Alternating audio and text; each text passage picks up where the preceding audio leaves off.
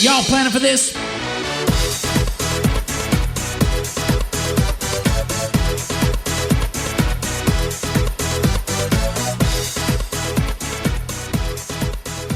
Welcome back to another amazing Perfect RA episode. This is your co-host, Micah Shalansky, with a What Works Wednesday. And I have a very special guest today, because not only is Jarvis not doing this podcast, which is great, I'm hosting it, and I'm hosting with a special guest right here in Alaska. Chad Hufford with Veritas Wealth Management is going to be joining us. And one of the things that I loved is so often we leave our area. So often I go off and I look at other places to find great advisors, because clearly there can't be any great advisors in my local area. And sure enough, right here in my hometown of Anchorage is another rock star advisor doing some amazing stuff, and he decided to jump on the pod and join us today. So Chad, thank you so much for joining us on the podcast. My pleasure. Thanks for having me.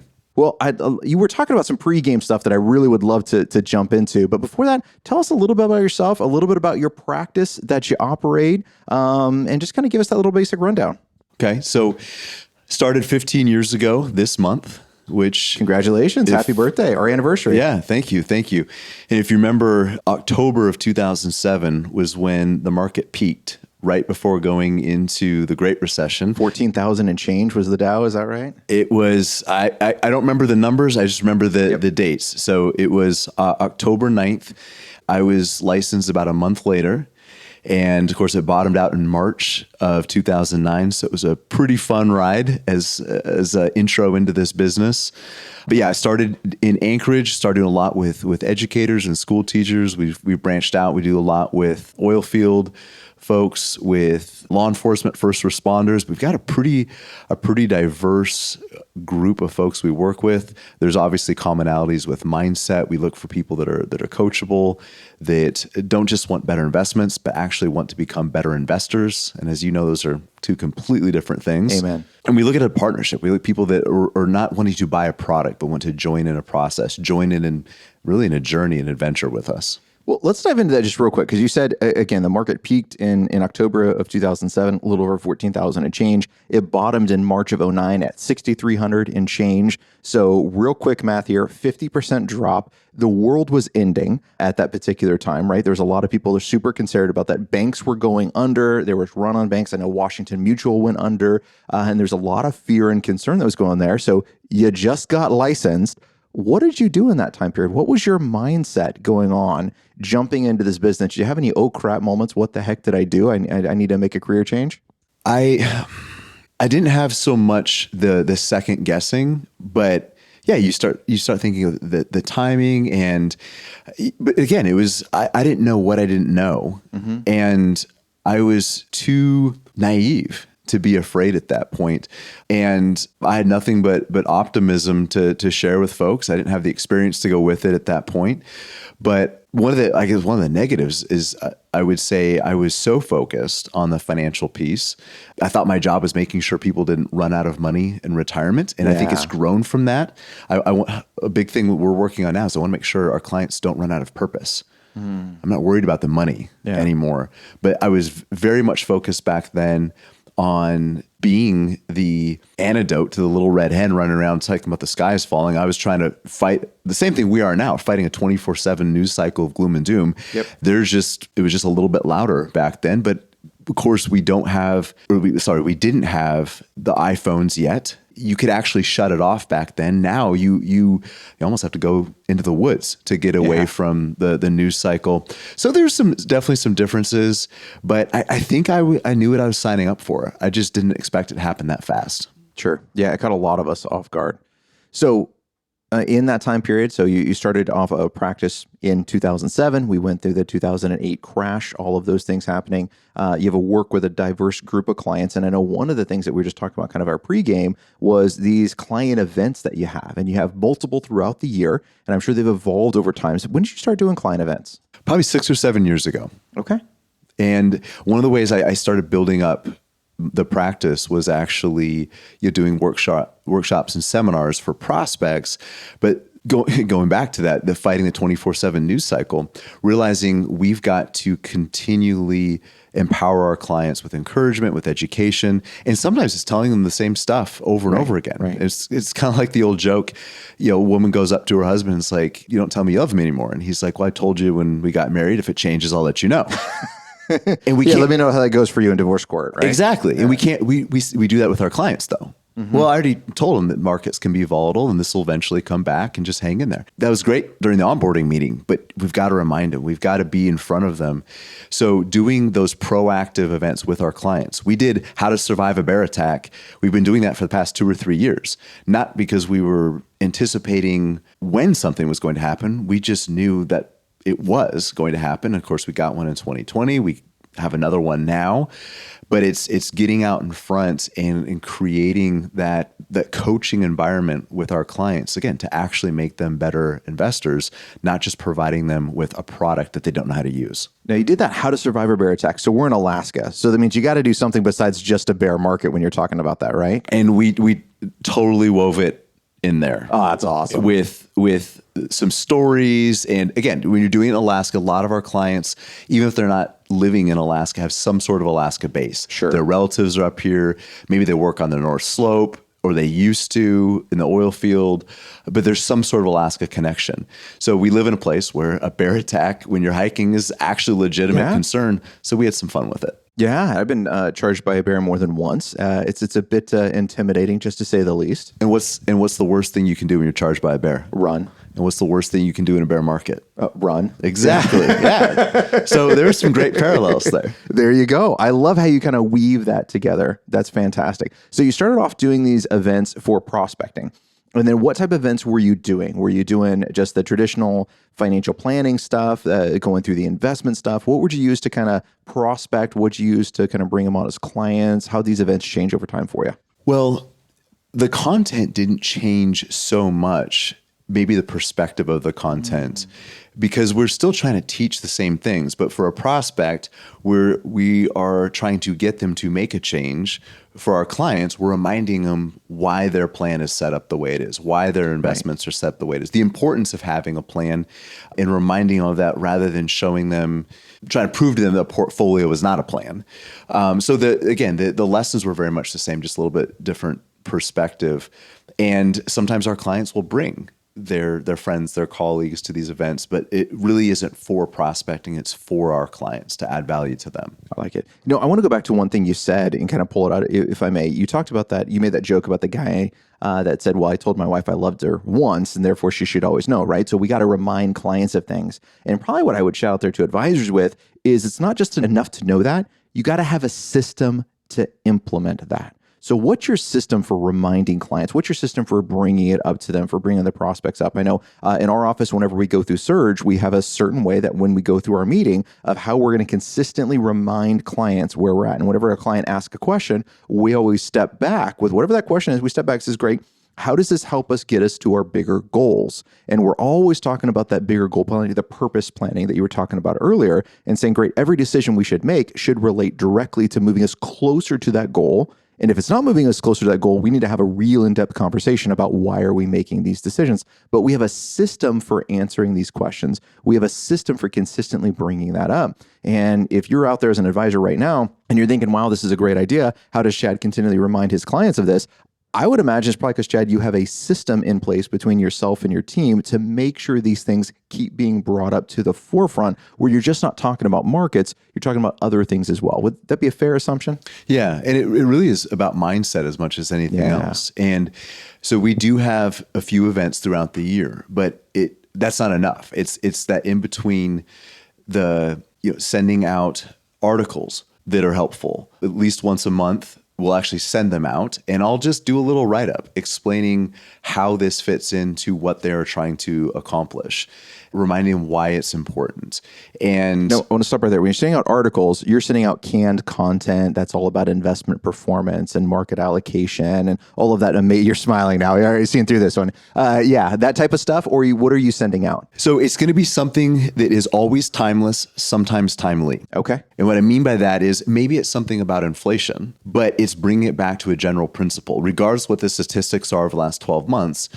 but reminding folks that inflation is always going to be one of the biggest demons that they need to fight, not just in the last 12 to 18 months. It's always been a problem. And the gradual erosion of purchasing power is a cancer financially that we have to constantly be fighting about, not when it's in our face. Because when it's subtle, that's when I think it can be the most dangerous. So it's things like that, where we might be taking an event that's in the news, but trying to create a timeless message, a timeless lesson that they can take away. And whether it's something that we wrote or I produced or something we found that's been super beneficial, that we attach a few thoughts to, but dripping on that throughout the year, and also with the things that we post on social media, which admittedly we're not great at, we're getting better. But it's again, just being that constant source of encouragement to remind folks that we're there. We also have monthly office hours where it's a virtual thing. And just like your old professor used to do back in the day in college, during certain times of the week or the month, you stop by, ask questions, you have problems with your homework, whatever. There's not an agenda, but we just open that up for client communication. And usually we know what some of those questions are going to be because of something in the news. So we might have a few minutes to talk about why they need to pay attention to it, or why they don't need to pay attention to it. But again, it's giving clients that access to get some of those things out in the open in a group environment. So when we are doing a plan review, we're not answering those questions. We can focus on their long-term goals, their steps to get there. We're not worried about the economy. We're not talking about interest rates. We're not talking about what was in the news and what the apocalypse du jour is going to be. We're talking about what are the steps they need to take to get to where they say they want to be. I really like that. Now, if you're out there and you don't send out monthly content, one of the things you should always be doing as an advisor, you should be sending out some type of content. And I'm not a fan of the canned content, the crap that's out there. But keep in mind when you're trying to filter, like, what content should I generate? I look at it from two ways. And Chad, I'd love your thoughts on this. One, what direction do I want to steer my clients in? Right. So the type of content I send out will be a direct response, will be from the clients. I'll get direct input on it. So if I'm sending out market performance, when they come in for the meeting, they're going to want to talk about market performance. Well, that's not a conversation I want to have, right? These are things outside of my control. So I'm always going to be conscious of that content I'm sending out. I also want to make sure it's something I can consistently do and I like to do. So when I came up to it saying, hey, writing articles all the time, writing a newsletter all the time, man, not my bailiwick for whatever reason. I'm not super successful at it. But answering client questions, I friggin' love. I'm delighted to do that, and I can do it all day long. So a lot of our content that we send out to clients is we get the top questions that we get asked, because when you sit down with clients, you get asked relatively the same question time and time again. So we keep a list of those inside of a client meeting. And then all of a sudden we start seeing the same question 2, 3, 4 times in a row. We circle it, and great, and we do a video. And now that's our content that's going to go out to all of our clients. And so when you take this, there's so many different ways you can do it. And Chad, I love that you are looking at it as something that is timeless, maybe timely. But for you advisors out there listening, it's all about implementation. It's like, what's the best workout program? The one you do. What's the best newsletter? The one you do. So be intentional about it. But I love that you're proactive sending out that communication to your clients. Well, I appreciate that. And it's a work in progress. We're trying to get better. I love the idea of a podcast. It's one of our big initiatives for 2023. I know something about podcasts. Yeah, I know. I heard about that, and something that we could talk more about maybe. But anyways, no, it's a great way to have those regular conversations, but you're having them once with hundreds of people instead of hundreds of times, each time as an individual one-off. And like you said, we get a lot of the same questions. People have a lot of the same concerns. That's why we originally started doing the office hours. And we might go through the 3 or 4 questions that we've been getting. And what we noticed is we stopped getting the questions. Yeah. People stop emailing. They know there's an office hours coming up. And it's kind of weird. Brilliant. Even if they don't participate, even if they don't ask, knowing that they can alleviates the fear. Knowing they have that access to you. So I'm going to go back and I'm going to say that's a client communication policy, right? Whether it was intentionally designed that way or not, but clients know how to communicate with your office. And I think that's the times a lot of clients will come and ask more questions or be more difficult or be more challenging, is they don't know what to expect. They don't know what your communication policy is. So we're really clear with clients. How do you communicate with us? What's our expected response time? What are the different ways we communicate, et cetera? And that's almost what you created with this of saying, hey, look, if you have questions, we're doing a once a month open mic, where you can come in and ask your questions and get answered to it. And just that availability that's there is just fantastic. And I love the fact that it's open to all of your clients. That's got to save you and your office a ton of time. It does. And I think, going back to the podcast thing, I mean, some of the things that you're doing, knowing what those questions are going to be, and you put something around it, you put it out there. I think it's something that we could do a better job of, but it's giving clients that outlet. The other thing, you didn't specifically mention this, but you kind of alluded to the fact that you start training your clients how questions are dealt with. Yep. I think one of the worst things that we can do is when we get those one-off emails, somebody sends an article or they saw something on the news, and respond to those and get in the weeds. Yes. Lou Holtz said that you got to be careful when you're wrestling a pig because you're both going to get muddy, but the pig likes it. I'm not insinuating our clients are pigs, but you can't win those arguments. And what we've done is we try to make sure that our clients know that we're not going to talk about speculation. We're not going to talk about market timing. We're not going to talk about economic forecasting. Yep. But they forget and they send an article. And we've kind of, for the most part, trained that out of them. It's not perfect. We still get the random, hey, what do you think about this? Or I want your opinion on this. Any questions on Bitcoin recently, or for some reason have those gone off the map for investing in it? I'm getting more questions from friends and family about those types of things than I am from clients. Yeah. Which lets me know that I'm doing a lot better job picking my clients than I am picking my family. Anyways. that's a podcast for our topic for a different podcast, right? Yeah, that's my therapy session. Maybe you can help me with that later. So a question, therapy is I offered you scotch earlier and you said no. I got scotch and moose out here and you rejected it. So there's other things we got to work on with you besides just that. You picked a day where I'm fasting. It's it was Wednesday. Oh, I missed. So sorry. So question for you. This is something I've been noodling on and I haven't done it yet, but it kind of goes in line with some of the things you're thinking about. Now, on this podcast, as you know, we like to talk about action. We like to talk about reality and what advisors are actually doing. So fair warning, I'm about to pontificate on something I'm thinking about. So I'm not advising clients or any advisor to do this yet. I'm happy to be the guinea pig. But on your thought of saying, hey, if we can answer our clients' questions in advance, right? We quit getting these types of questions. Are you running surge meetings yet? I'm not. Okay. All right. So we're going to work on that one too. All right. So in our surge meeting cycle, when we have that come up, what I'm thinking about doing is a couple weeks in advance of client meetings is any type of, I'm going to say economic information I want to go over. I'm thinking about doing a pre-video to all of my clients and sending it out all in advance before they come in, just so they can see what that general information is. And I'm wondering if that's going to answer the vast majority of those questions and kind of tighten up some of those meetings, kind of tighten everything up so I can add more value, again, to the things that really matter to them than spending 4 or 5 minutes on economics in that meeting. What are your thoughts on that? I think it's a great idea. And even though we don't have the surge schedule, because we do some of those things like the office hours, even sending out some articles or video or something like that, you answer the question before it's asked. And what I do, or the analogy that I use, it's like putting out a fire while it's a small spark. Yeah. If you let those questions brew in somebody's mind, they start playing that movie out in their head. And it gets worse and it gets worse and it gets worse. By the time they're sitting down in your office, it's a catastrophe. And now you're trying to put out a forest fire. But if we can nip those things in the bud while they're just a small spark, it's really, really easy.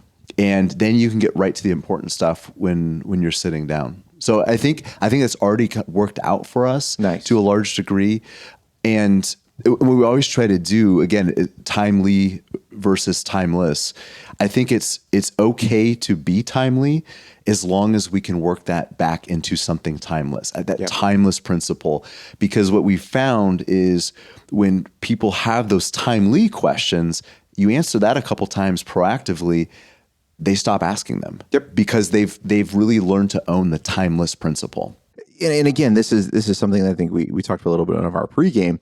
It's really the confidence that we're exuding in these things, especially when the markets are going down, when everything's being crazy, when it's a constant news cycle of chaos and the apocalypse du jour, et cetera. It's our confidence and consistency in how we answer questions that really allows clients to stick on that same path. And if you lack in either one of those, if you're very consistent but you're not confident, or you're confident but you're not very consistent, in my experience, the client's not going to follow your advice, right? Because it's too many questions. You got to have both of those things. Your timelessness aspect of it, we have to have consistency in how we're answering our questions, consistency in how we're communicating with our clients, and we got to be very confident in it.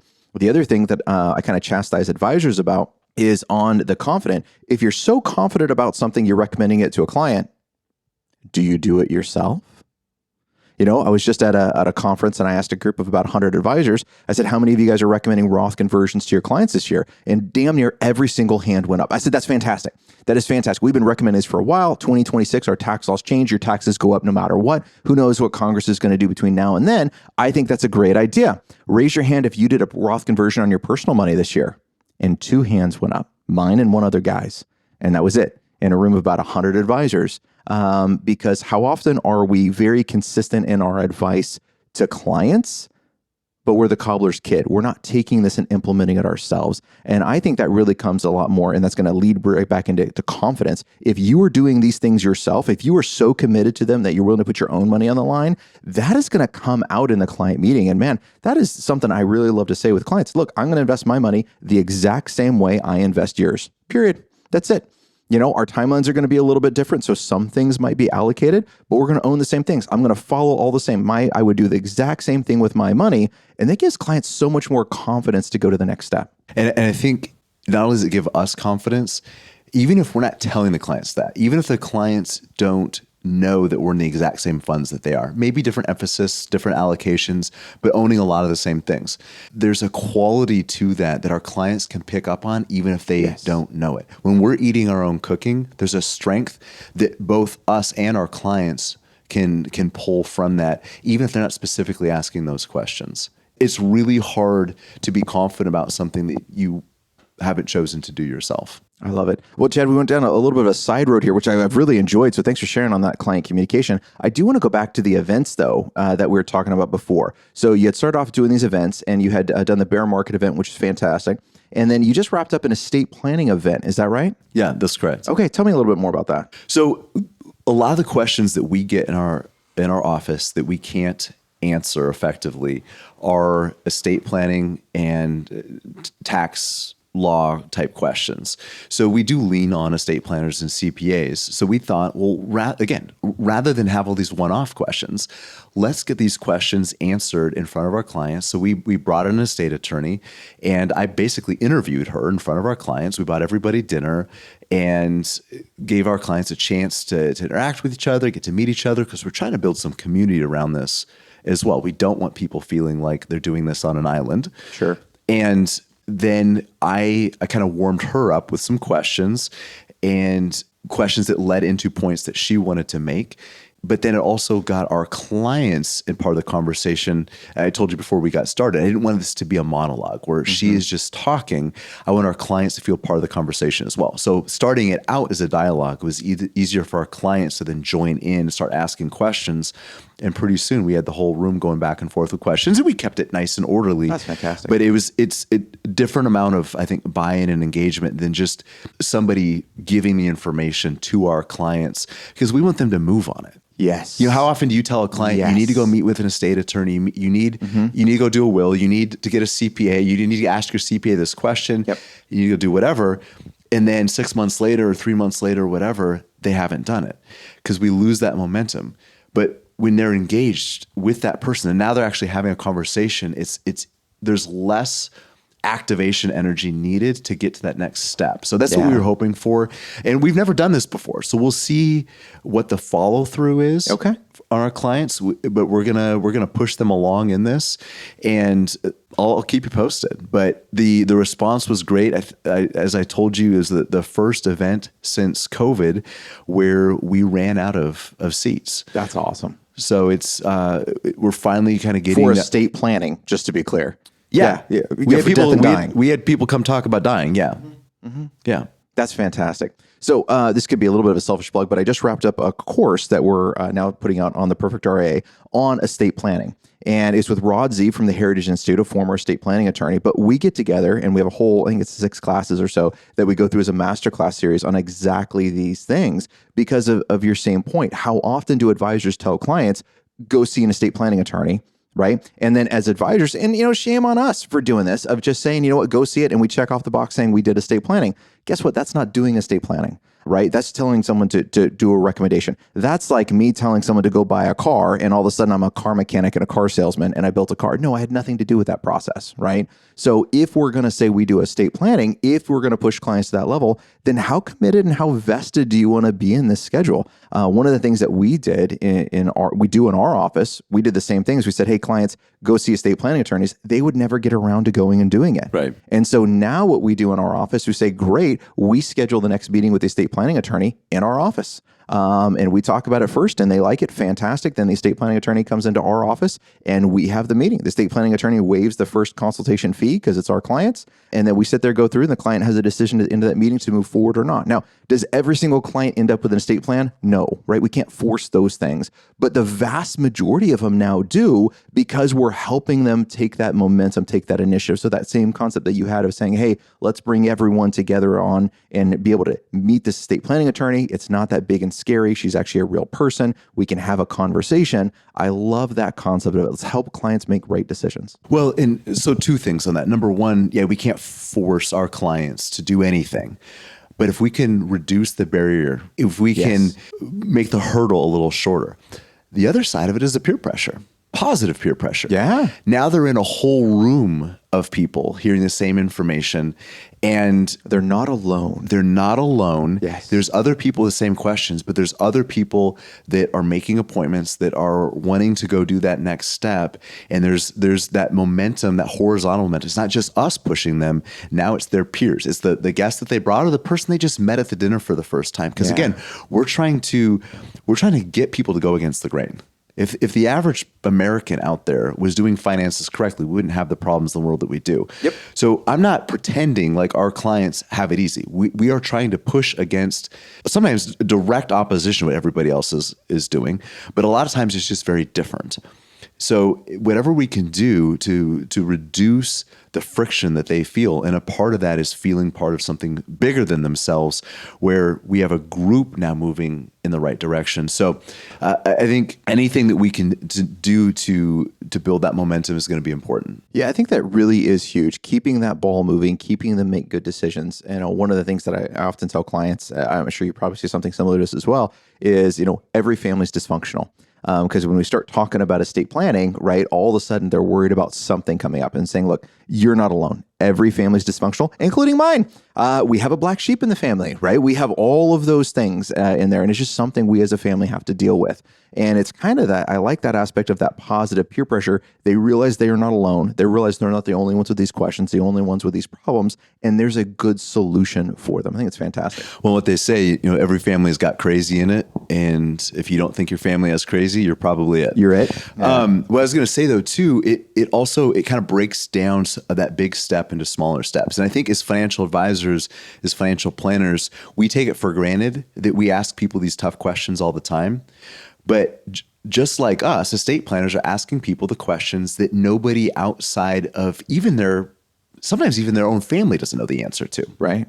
And that's a big step. And they've already crossed that bridge with us, but now we're asking them to go be financially vulnerable, to be financially naked with somebody else. But when we're bringing that other person to our office, we've already established our office as a safe space. Yes. Isn't quite as scary. You're already talking about death and dying with an estate attorney, or you're talking about taxes with a CPA. These are not fun conversations, but we can take a little bit of the edge off that when we facilitate those conversations. And like I said, Micah, this is the first time we've done this. We're trying to get better at doing these types of things because it's giving our clients the tools they need to win. I love it. One of the things that we love to do whenever we do estate planning review, so if we're bringing on a client, whether they've already have their own estate planning that's already done, or whether we need to do it, at the end of our estate planning process, we come up with a one-page summary with little diagrams, quick little flow chart, and a quick little summary of what all of their estate documents say. And it's amazing when we do that, especially if the client had an attorney. The best of it is when they have an attorney who also does estate planning versus an estate planning attorney, right? Those are two different things. And estate planning attorneys, or attorneys that can do estate planning, are just order takers, right? They're just filling out forms. They're not thinking critically through these. And I don't mean this super disparagingly, I guess it can come across that way, but I've seen a crap ton of mistakes, and I'm sure you have as well, from estate planning, from CPAs, et cetera, that didn't ask the detailed questions. So you as the advisor, us as the advisor, have to take that next step. After the client does estate planning, you need to read the documents and understand what they say, understand that money is in motion, understand how it's going to affect, and then put it in a simple diagram, and then kick it back to the estate planning attorney and say, hey, this is what I read your documents. This is what I see what it says. Is this accurate or not? Right. And I like to have them sign off on it. I've seen more than once, and I'm sure you have as well, that it was a particular client in Washington, and they went and hired an estate planning attorney before they hired us, and they went and got everything done. And I read their will, and it was a blended family. So she had her kids, he had his kids. And basically it was a lottery of the first to die. Right. Wow. As soon as one family died, right? If she died, everything went to him. If he died, everything went to his kids. Her side of the family tree was completely disinherited. And I've seen this many times. I'm sure you have as well. And, when I brought it up, she got really frustrated because she didn't feel that was her intent. So I called the estate planning attorney. We went through it with the estate planning attorney, and his comment is, this is what she said she wanted. Like, you didn't bring it up and let her know that her kids are not going to be potentially not getting $1.5 million of her money. It's going to go to somebody else. Wow. You didn't think that was worth a conversation? No? Fascinating. All right. So that's one of the reasons I love to have these flowcharts and diagram. And you want to talk about massive value to a client, right? That is huge value to be able to summarize their estate planning documents, summarize their tax plan, give that information right back to them and say, nope, this is what that actually means. And now once a year, it's easy for them to review that document versus trying to go back and have to reread all the estate planning documents every couple of years. Clients never want to get around to that. I love that. It's in what a great value add to be in their corner and solidifying yourself as the quarterback of their financial situation. You're not the expert in everything, but you're overlooking everything to make sure it's done correctly. And that just reinforces that trust so much more. All right, perfect. I love it. So Chad, what type of event are you thinking about doing next, or for kind of next year? What's your plan? So we actually just talked about some of this today. We're going to mix some fun, more interactive and social events with the educational events. So we'll do probably a couple more of these estate planning, probably one up in Fairbanks, maybe Nice. one down on the peninsula. But we'll also bring in a CPA, do something similar. But we'll also do some fun things too, just to get our clients to engage with each other, get them to meet each other. Like we talked about, the building community. Finance is something that we're not supposed to talk about, and we've created problems because people end up replicating each other's mistakes because they never talk about them. Those things happen behind closed doors. And we don't repeat each other's wins because we also don't talk about that. Yep. So we're planning a couple barbecues. We'll probably do another movie rental. We rented out a movie theater last year. Those are a lot of fun. And it was Jurassic Park opening weekend.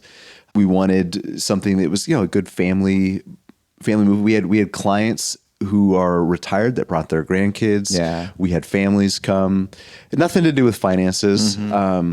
I think I made some joke about something being extinct, and we don't want your financial future to go the same way as the dinosaurs. But anyways, but just it was an excuse to get people together. I love it. And then when we do have the events that are more educational, a little bit more dry maybe, but they're used to congregating. And again, our hope is that as a client increases their relationship with us, they've been there, 5-10 years. They know the other folks that we're working with, and those people start becoming friends as well. That's our hope. It's authority and it's credibility as well, right? Is your clients, one of the things that estate planning, you're answering the question that they're not alone in this process, but you're also subtly answering the question, you're not their only client, right? There's other people that's there. And so you have a lot more social credibility. And I think that helps on the prospecting side of it as well, of saying, you know what, when prospects come to these events, I think it's fantastic. One, you get to see them in a social setting, because I have the 3 Ps. Are they personable, productive, and profitable, right? I got to like them in order to work with them. And I love seeing them a little bit in that social setting, right? Is there a good connection? But also on the prospect end, it really helps build that credibility and authority that says, no, you do work with many clients and be able to help them out. And I think to your point, though, it humanizes us. Yes. And if we can connect on a non-financial level, I think we do have, again, the relationship capital when we do have to have those tough conversations, they go a lot further because we've connected way beyond just their finances. Yeah, and I will say that's something I'll notice younger advisors do not do, in my experience, accurately, at least the ones that we're coaching and kind of working with, understanding how to connect at the human level and to explain that we're human, right? We're not just here to answer financial questions.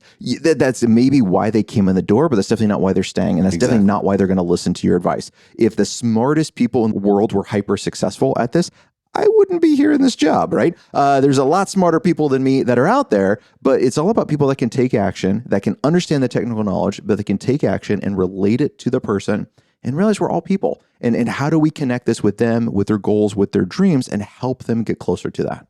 And people are never going to make a difficult decision because we've overwhelmed them with the prettiest charts and the most impressive spreadsheets. No, it's because I ran a Monte Carlo analysis that you had a 97.3% chance of success. I mean, that's how all decisions are made, right? Exactly. That's sarcasm.